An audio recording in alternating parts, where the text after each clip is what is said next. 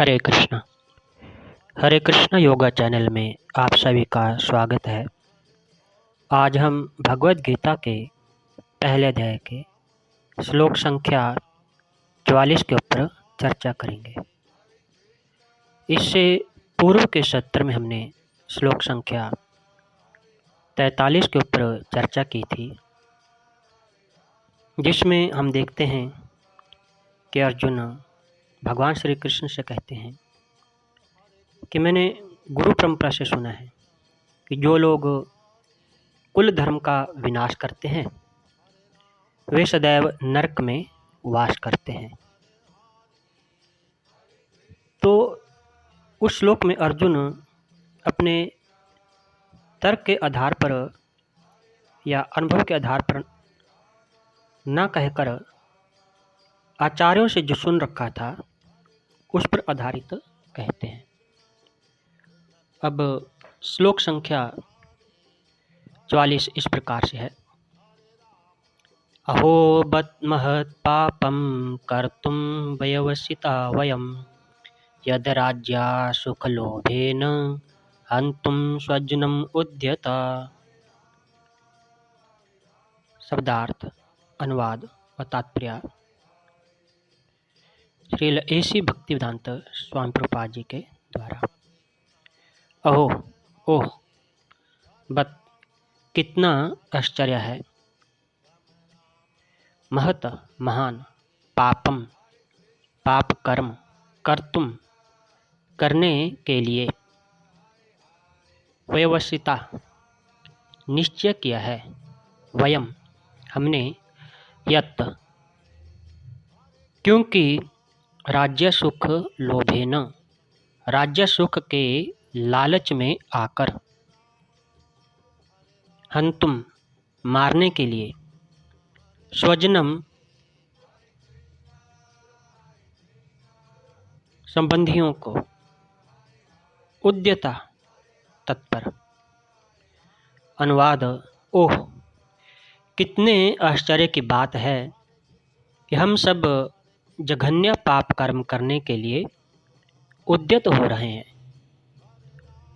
राज्य सुख भोगने की इच्छा से प्रेरित होकर हम अपने ही संबंधियों को मारने पर तुले हुए हैं।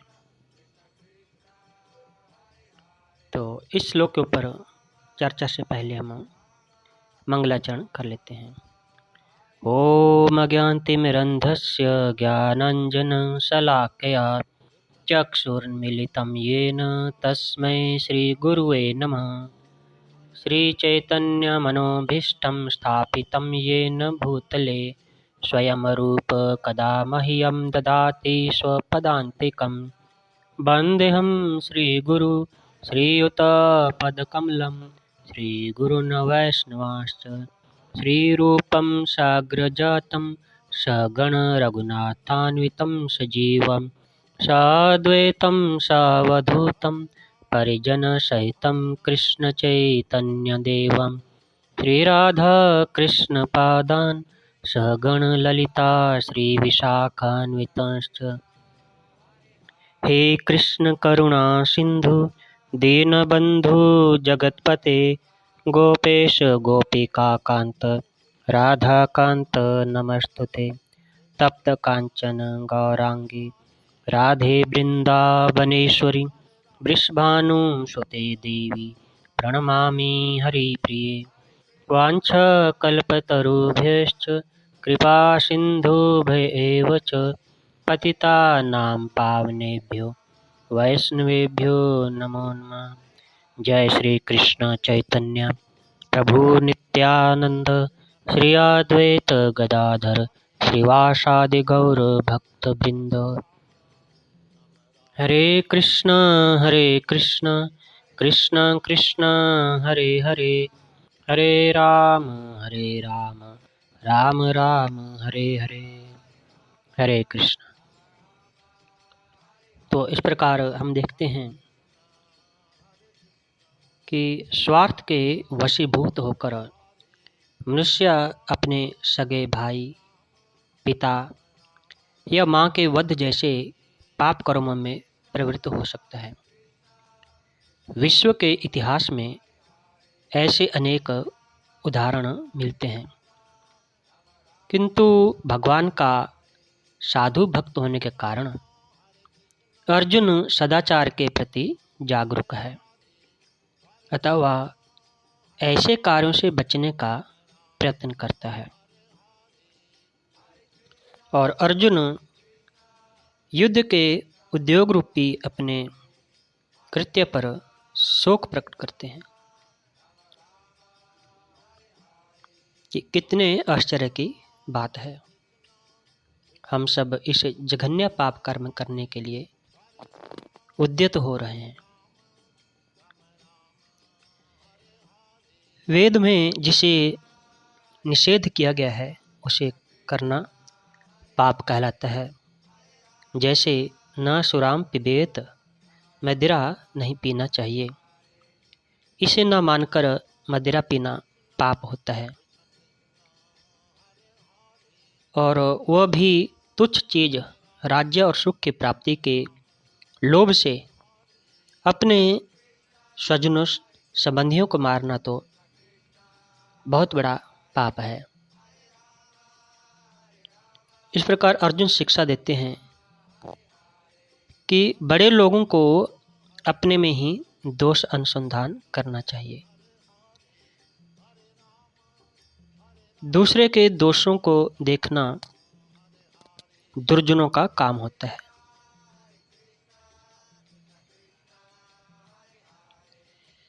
अहोबत स्वजनम उद्यता, ये दुर्योधन आदि दुष्ट हैं, इनकी धर्म पर दृष्टि नहीं है, इन पर लोभ सवार हो गया है, इसलिए ये युद्ध के लिए तैयार हो गए हैं।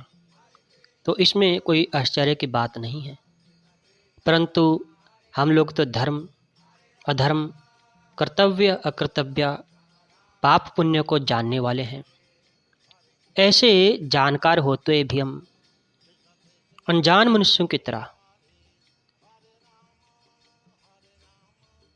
हमने बहुत बड़ा पाप करने का निश्चय किया हुआ है। इतना ही नहीं, युद्ध में हम अपने स्वजनों को मारने के लिए अस्त्र शस्त्र लेकर तैयार हो गए हैं। यह हम लोगों के लिए बड़े भारी आश्चर्य की और खेद की बात है और सर्वथा अनुचित है। हमने शास्त्रों से सुना है, गुरुजनों से शिक्षा पाई है, अपने जीवन को सुधारने का विचार किया है। उन सब का आदर करने के बजाय आज हम उनका अनादर करने के लिए इस युद्ध रूपी पाप में तत्पर हो गए हैं।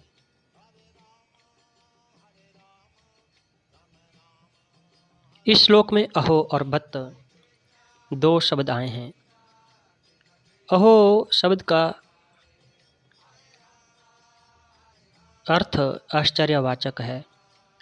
आश्चर्य यही है कि युद्ध में होने वाली अनर्थ परंपरा को जानते हुए भी हम लोगों ने युद्ध रूपी बड़ा भारी पाप करने का पक्का निश्चय किया हुआ है। और बत शब्द का अर्थ है खेद, जो दुखवाचक है। और दुख यही है कि थोड़े देर रहने वाले राज्य और सुख के लोभ में आकर हम अपने परिवारजनों को मारने के लिए तैयार हो गए हैं।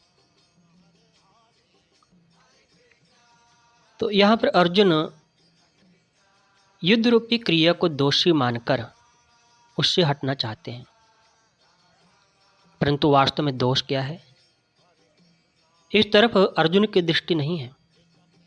युद्ध में पारिवारिक मोह, स्वार्थ भाव, कामना ही दोष है, पर इधर दृष्टि न जाने के कारण अर्जुन यह आश्चर्य और खेद प्रकट कर रहे हैं, जो कि वास्तव में किसी भी विचारशील, धर्मात्मा, शूरवीर क्षत्रिय के लिए उचित नहीं है।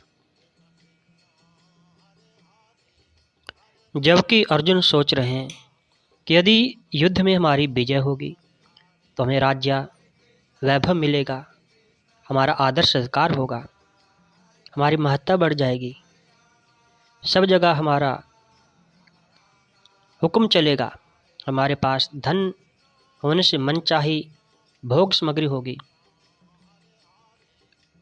इस तरह हमारे ऊपर राज्य और सुख का लोभ छा गया है, जो हमारे जैसे मनुष्यों के लिए सर्वथा अनुचित है। अर्जुन पहले 38वें श्लोक में दुर्योधन आदि के युद्ध में प्रवृत्त होने में, कुल क्षय के दोष में और मित्रद्रोह के पाप में लोभ को कारण बताते हैं, जो महान पाप करने के लिए उद्युत कर रहा है। इससे सिद्ध होता है कि अर्जुन पाप के होने में लोभ को हेतु मानते हैं। फिर भी आगे तीसरे अध्याय के 36वें श्लोक में अर्जुन ने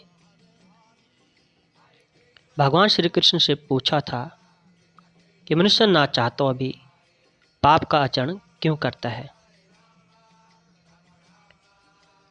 तो इसका समाधान यह है कि यहाँ तो अर्जुन पारिवारिक मोह के कारण युद्ध से निवृत्त होने को धर्म और युद्ध में प्रवृत्त होने को अधर्म मान रहे हैं। इस श्लोक में अर्जुन यह कहना चाहते हैं कि अपने सद्विचारों का, अपनी जानकारी का आदर करने से ही शास्त्र, गुरुजन आदि की आज्ञा मानी जा सकती है। परंतु जो मनुष्य अपने सद्विचारों का निरादर करता है, वह शास्त्रों की, गुरुजनों की और सिद्धांतों की अच्छी अच्छी बातों को सुनकर भी उन्हें धारण नहीं कर सकता। अपने सद्विचारों का बार बार निरादर, तिरस्कार करने से सद्विचारों की सृष्टि बंद हो जाती है। फिर मनुष्य को दुर्गुण, दुराचार से रोकने वाला है ही, अर्थात उनकी शरीर आदि को लेकर केवल लौकिक दृष्टि है। इसलिए वे युद्ध में स्वजनों को मारने में लोभ को कारण मान रहे हैं। परंतु आगे गीता का उपदेश सुनते सुनते उनमें अपने श्रेय कल्याण की इच्छा जागृत हो जाती है। इसलिए वे कर्तव्यों को छोड़कर ना करने के काम में प्रवृत्त होने में क्या कारण है, ऐसे अर्जुन तीसरे अध्याय के 36वें श्लोक में पूछते हैं। तो इस प्रकार अर्जुन को यहाँ पर